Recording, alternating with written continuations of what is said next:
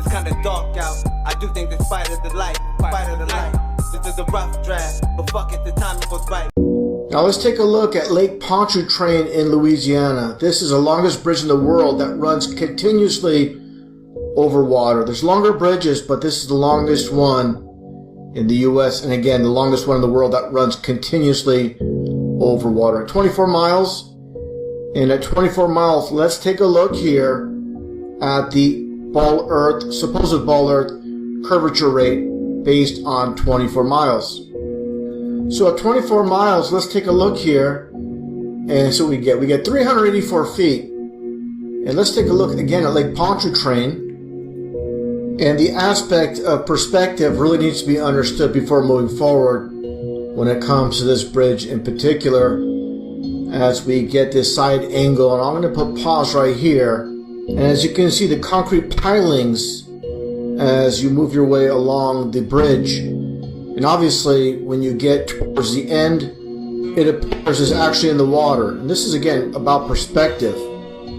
Just as you see here, the telephone poles are the same height, but due to perspective, the nearest one looks the tallest, and the one in the distance obviously looks shorter, and obviously there's something called the vanishing point. Just like you see here, it's just a depiction, but these are real, of course, utility lines, utility poles, and obviously the one closest looks the tallest, the one in the distance looks like it's going down. It's not due to curvature, it's just due to how the human eye works, again, perspective.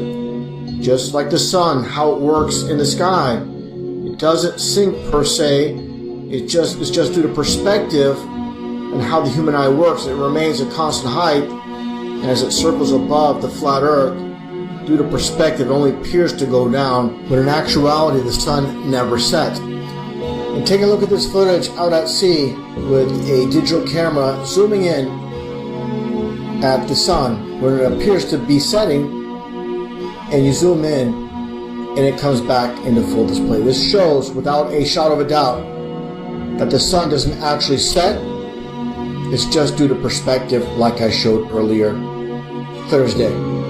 Same exact concept with the utility, the telephone poles, and as I demonstrated here in this model. So these models that are shown match our observed reality as well. Now getting back on topic with Lake Pontchartrain, again at 24 miles. To get started in data analytics, you don't need previous experience or a degree. The Google Data Analytics Certificate will teach you to code in R, to code in C, which would calculate the 384 feet when it comes to the so-called curvature rate. Now just for reference, let's take a look at the Statue of Liberty, 301 feet tall, from the bottom to the very top of the torch itself. And as you can see, obviously, the Statue of Liberty in the New York Harbor. And for comparison, let's compare the size to a human on ground level. As you can see here, very tall. And again, 301 feet tall compared to 384 feet. That would be the drop for Lake Pontchartrain from one end to another. And just another perspective from the very top. And this is back from 1985 when they replaced the torch itself. And as you can see, it's a very long way down. And that gets into, again, Lake Pontchartrain, which we can see from this vantage point. Obviously very flat as a pancake. And again, due to perspective, the concrete supporters, the pilings, as you can see, they appear taller here. In the distance, they appear to be in the water itself. And this is, again, due to perspective and how the human eye works.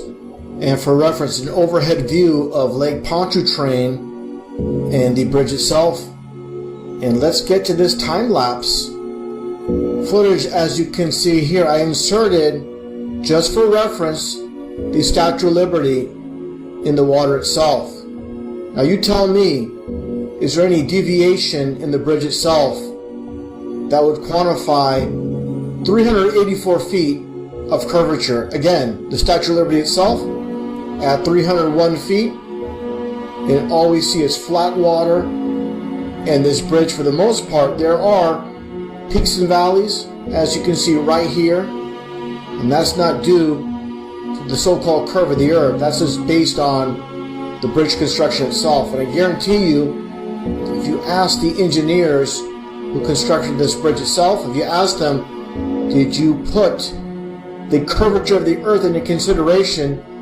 when building this bridge, and they'll look at you like a deer in headlights. They'll have no response whatsoever, because they obviously do not calculate the so-called curvature of the earth when they constructed this bridge. And again, there are some peaks and valleys in this bridge.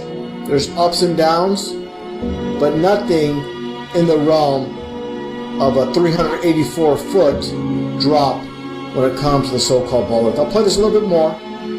Again, this is a time lapse, obviously, but this is a 24-mile bridge, so it's going to take a little bit of time to get to the very end, but we're getting there. And again, no way there's nearly a 400-foot drop from start to finish. Flat as a pancake, no doubt whatsoever. We live on a flat earth. Not only that, it's obviously stationary, God created, and again, unfortunately, the majority of society has been brainwashed, blinded by science, and anytime you present the truth, no matter how objective the proof is, it'll be denied, it'll be ignored, because that's how powerful the programming is. Tell us what emotions you had.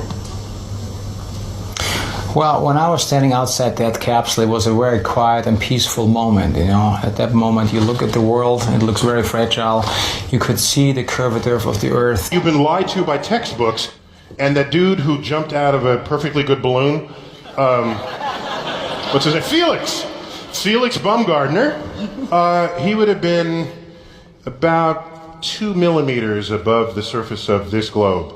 That's his edge of space jump.